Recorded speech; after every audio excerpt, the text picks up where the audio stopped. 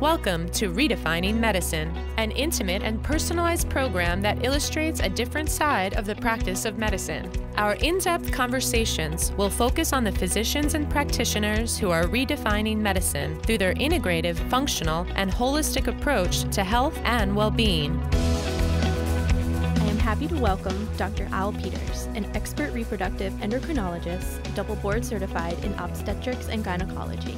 Thank you for being here, Dr. Peters. Could you tell us about your practice? Yes. So for about 30 years, I was a traditional reproductive endocrinologist. So mostly what I did was help women and men, couples, become pregnant who were having difficulty. As I got through those years and saw that my wife and I were also going through our transitions of getting older, I started to become much more interested in anti-aging medicine. I wanted to find ways that I could improve our health as well as my patients. So, long story short, went back and did the fellowship through A4M, and it was one of the best things I ever did. And now my practice, to answer your question, is really a hybrid between traditional medicine and functional medicine. And I'm trying to bring together the two arts. So that my patients can benefit from all the knowledge we know about traditional medicine, yet incorporate the newer functional therapies of really giving the body what it needs to improve itself so that it could heal itself. So I see quite a few menopausal women. I see men now because as those women get better, they start sending their husbands into me for improvement. I'm doing a lot of hormonal manipulation through the use of bioidentical hormones.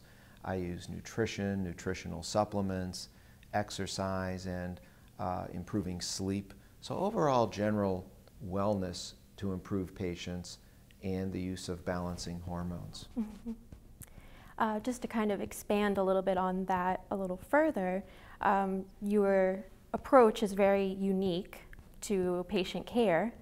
Can you share how you integrate Western methodology with Eastern philosophies to treat your patients? Sure.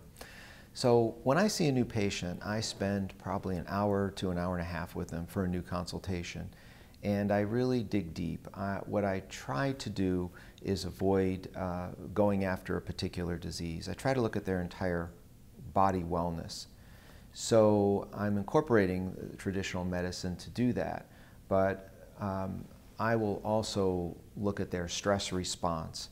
I try to determine what kind of lifestyle that patient leads. Are they using mind-body exercises to help relax them, to improve their cortisol response? Because all of these things interrelate. So I'm not looking for one organ system, a disease of one organ system. I'm trying to look at their organ systems as train cars on a track. And if one car falls off the track, it pulls the other ones down. So I'm looking at them more as a holistic, integrated being rather than a specific disease process. I also have a pretty extensive history in martial arts, and I think that's helped me quite a bit. In the martial arts, we not only learn the physical techniques of martial arts, but we learn the healing arts. We learn how to use massage and acupressure and meditation to heal the body. So I'm bringing those things along into more modern day practice, and I think the grouping those together really helps to improve outcomes. You had mentioned when you were telling us about your practice, you have a personal story yourself with your wife and some of her experiences with menopausal difficulties. Could you talk a little bit more about that? Yeah, that was a big reason I decided to go into this type of medicine, to learn more about anti-aging and functional medicine. My wife went through a very terrible menopause, to put it mildly. She had all of the classic symptoms, and we are very active people. We exercise together, we dance, we travel, and all of those things kind of came to a halt when she went through menopause. She just wasn't feeling good, and it really concerned me. And as a traditional reproductive endocrinologist, of course, I tried all of the traditional hormone protocols that I knew of, and I could take care of some of her symptoms, but not all of them, and I would switch to another protocol take care of some of those symptoms but lose the other ones.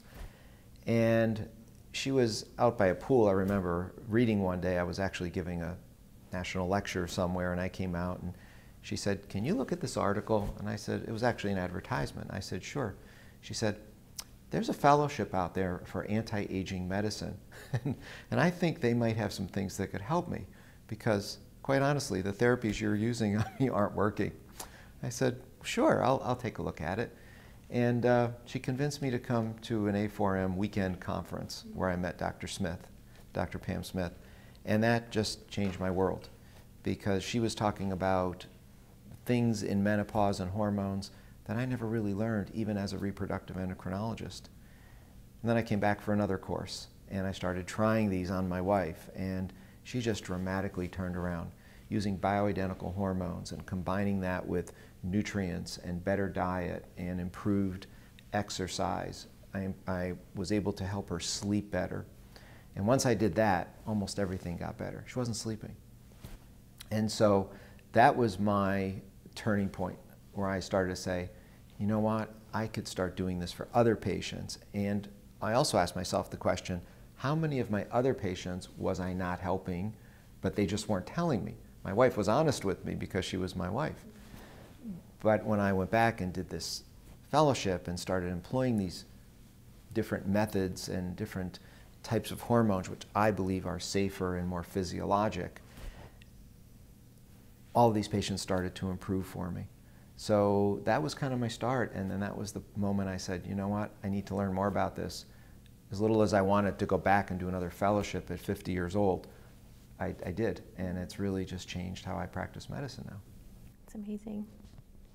You have extensive experience in administrating in vitro fertilization to couples that are unable to conceive. How has your education experience in the anti-aging medicine influenced your approach to guiding couples throughout the conception process? Right. Well, yes, I have. I've been an in vitro fertilization doc for 28 to 30 years, and I think prior to my exposure to this whole anti-aging process, I was treating specific diseases. A patient would come in, she wasn't ovulating. I would make her ovulate to get her pregnant. The husband had no sperm. I would take his sperm and inject it into eggs and create embryos and put them back into the woman. She had blocked fallopian tubes, and I would go and surgically fix those fallopian tubes to help them get pregnant. So very traditional, disease-oriented, very specific problem-solving medicine. As I started learning more, I started to understand we need to back up and approach this from a top-down approach, and we need to improve health before we can improve fertility. So when I started that process, I started working with my patients on their diet, on their sleep patterns, on their exercise, and making them generally overall healthy. Many of those patients just got pregnant on their own without the need for in vitro fertilization. But the ones that still needed in vitro, I was able to develop better embryos, better quality embryos, better and healthier pregnancies for those individuals, and just overall we had better outcome. It was hugely gratifying because this was a case where less was more, and we were able to improve their body health, and that improved their ability to get pregnant. And many female hormonal disorders are still largely misunderstood by patients and physicians alike. Polycystic ovarian syndrome, for example, is a condition that many clinicians still grapple to effectively address. How would you advise clinicians whom are seeking to better understand interconnected disorders such as PCOS, acne, and menopause, among others? Yes, I would tell them to look for the interconnectedness of the symptoms and the signs. Don't just treat one symptom. For example, you use the disorder polycystic ovary syndrome, a classic condition, very common in reproductive age women. They have difficulty ovulating, they have hair growth on their body, we call that hirsutism, acne, scalp hair loss, infertility. And what happens, they go to a physician and they'll treat the symptoms. We have to go back and treat the underlying cause, the root cause of the problem. That root cause might be ovulatory dysfunction, that root cause might be insulin resistance, and the root cause of that could be obesity. Again, going back to the health of the overall person. So we need to go back and fix those things first, and then allow the body to heal the other things. That's not to say we still don't need to pay attention to those things. And we could do cosmetic improvements of hair growth and acne and scalp hair loss. But until we treat that underlying cause, go for the root cause, fix that, and then everything else will fall into sync. You were part of our faculty in the fellowship in anti-aging, metabolic, and functional medicine. Could you share your experience since becoming faculty? So going through the fellowship, I was very fortunate to have Dr. Pam Smith as kind of my mentor through it. I remember deciding whether I wanted to do this or not, and I called A4M, spoke to someone, and they said, well, you might want to talk to Dr. Smith. And so I called her up, and she was so gracious. She called me right back. And I remember this, again, a turning point. I was driving home from work one day, kind of being a little burned out on what I did for 30 years and really feeling, am I really helping patients? And after I spoke with her, I just felt this renewed interest in learning again. I felt it was almost like getting my acceptance to medical school. Even though I was 50-some years old and thinking about doing another fellowship, which I wasn't really excited about that. But after I went through it and I stayed in touch with her, I've even visited her practice and allowed her to mentor me. She got to know me. She got to know what I knew, and she asked if I would be a speaker for the fellowship. So I teach in Module 1 now in the Endocrinology Fellowship, which is where my wheelhouse is. I'm a reproductive endocrinologist. And now it's just so much more meaningful to me because I've been able to add all of the functional and anti-aging information on top of my underlying knowledge of hormones. And so I speak in the fellowship now, and I love doing that. I love teaching. I'm an educator. I speak at many courses nationally and internationally. But I think the one thing that's most rewarding to me is when other physicians who were in my position 3 years ago come up to me and say, how did you do it? How did you have the courage to do this at your age and at your point in your career? And was it a useful thing for you?